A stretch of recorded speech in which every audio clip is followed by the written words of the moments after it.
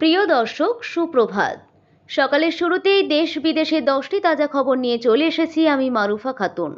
দেখে নিন হেডলাইনগুলি। গঙ্গা ভাঙন নিয়ে কেন্দ্রকে দোষারোপ, পাল্টা বড় তথ্য দিয়ে মমতার ঘুম উড়ালেন শুভেন্দু।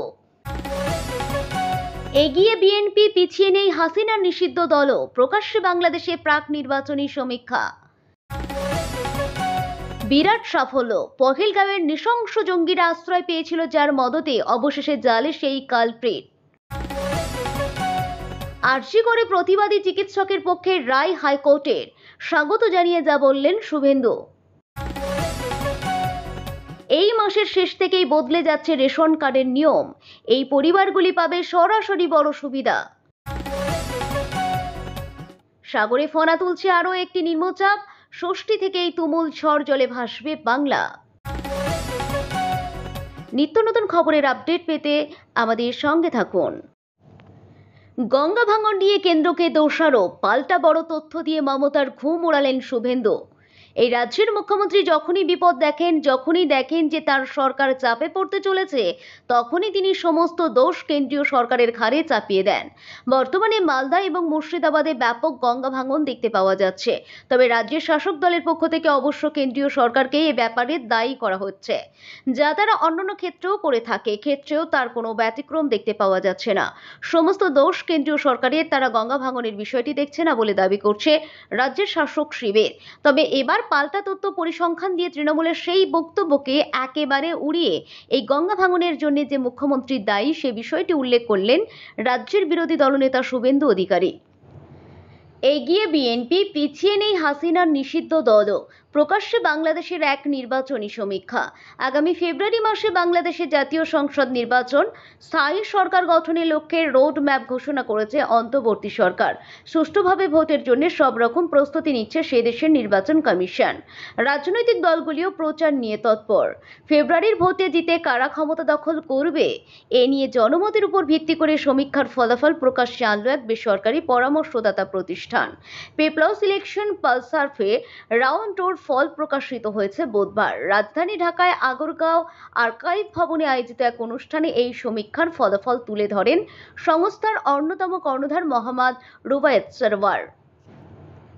বিরাট সাফল্য, পহেলগাঁওয়ের নৃশংস জঙ্গিরা আশ্রয় পেয়েছিল যার মদতে, অবশেষে জালে সেই কালপ্রিট।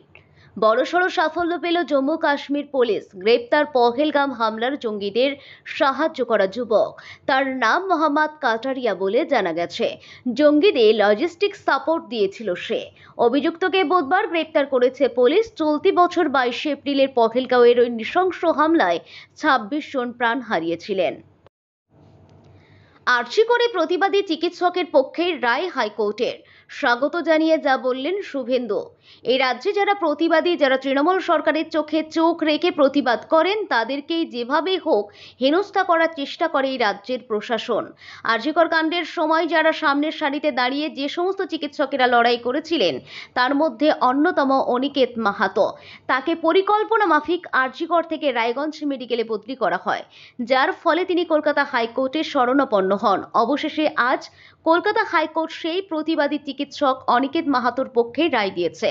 আর আদালতের সেই নির্দেশ সামনে আসার ফলে এই রাজ্যে যারা প্রতিবাদী মানুষ, যারা এখনো শাসকের বিরুদ্ধে চোখে চোখ রেখে কথা বলছেন, তারা অত্যন্ত উজ্জীবিত।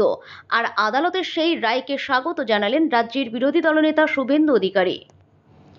এই মাসের শেষ থেকেই বদলে যাচ্ছে রেশন কার্ডের নিয়ম, এই পরিবারগুলি পাবে সরাসরি বড় সুবিধা। ভারত সরকার 30শে সেপ্টেম্বর থেকে রেশন কার্ড ব্যবস্থার এক বড় পরিবর্তন আনতে চলেছে। এই নতুন উদ্যোগের প্রধান লক্ষ্য হল খাদ্য বিতরণ ব্যবস্থাকে আরও স্বচ্ছ এবং প্রযুক্তি নির্ভর করে তোলা, যাতে দরিদ্র ও মধ্যবিত্ত পরিবারগুলি সরাসরি উপকৃত হতে পারে। নতুন নিয়ম অনুযায়ী সব যোগ্য রেশন কার্ড গ্রাহকদের ব্যাংক অ্যাকাউন্টে প্রতি মাসে সরাসরি 1000 টাকা পাঠানো হবে। উল্লেখযোগ্য বিষয় হল, যদি রেশন কার্ড কোনো মহিলার নামে থাকে তবে এই টাকা সরাসরি তাঁর অ্যাকাউন্টে জমা হবে। এতে মহিলা ক্ষমতায়ন আরও শক্তি হবে। এখন থেকে রেশন কার্ড গ্রাহকরা শুধু চাল ও গমই নয়, বরং চাল, ডাল, তেল, লবণ এবং অন্যান্য পুষ্টিকর খাদ্য সামগ্রীও পাবেন। সাধারণ ও অন্তোদয় কার্ড গ্রাহকদের জন্য রেশন সামগ্রীর পরিমাণ আলাদাভাবে নির্ধারণ করা হয়েছে। সাগরে ফনা তুলছে আরও একটি নিম্নচাপ, ষষ্ঠী থেকেই তুমুল ঝড় জলে ভাসবে বাংলা। বঙ্গোপসাগরে চোখ রাঙাচ্ছে আরও একটি নিম্নচাপ, আর তারই জেরে ফের একবার তুমুল ঝড় জলের আশঙ্কা বাড়ছে বঙ্গে।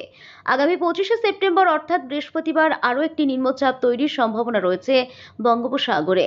আগামী 26 তারিখ অর্থাৎ শুক্রবার চতুর্থীর দিনে সেই নিম্নচাপ গভীর নিম্নচাপে পরিণত হতে পারে। তার ফলে পুজোর মধ্যে ফের একবার দক্ষিণবঙ্গে দুর্যোগের আশঙ্কা বাড়ছে। উপকূলের জেলাগুলিতে ভারী বৃষ্টির সম্ভাবনা রয়েছে। সোমবার রাত থেকে মঙ্গলবার সকাল পর্যন্ত একনাগাড়ে চলা রেকর্ড বৃষ্টির জেরে শহর কলকাতার পাশাপাশি লাগোয়া জেলাগুলিতে হাবুডুবু পরিস্থিতি তৈরি হয়েছিল। আবহাওয়াবিদরা বলছেন, সোমবার রাতে কলকাতায় মেঘ ভাঙা বৃষ্টি হয়েছে। গত 4 দশকের রেকর্ড ভেঙে কলকাতার রাজপথ থেকে শুরু করে অলি গলি দিয়ে নদীর মতো স্রোত বয়েছে। তবে মঙ্গলবার দুপুরের পর থেকে আবহাওয়ার উন্নতি হতে শুরু করে। আপাতত ভারী বৃষ্টির সম্ভাবনা নেই কলকাতা ও অন্যান্য জেলায়। তবে এরই মধ্যে আরও একটি নিম্নচাপ ফনা তুলছে সাগরে।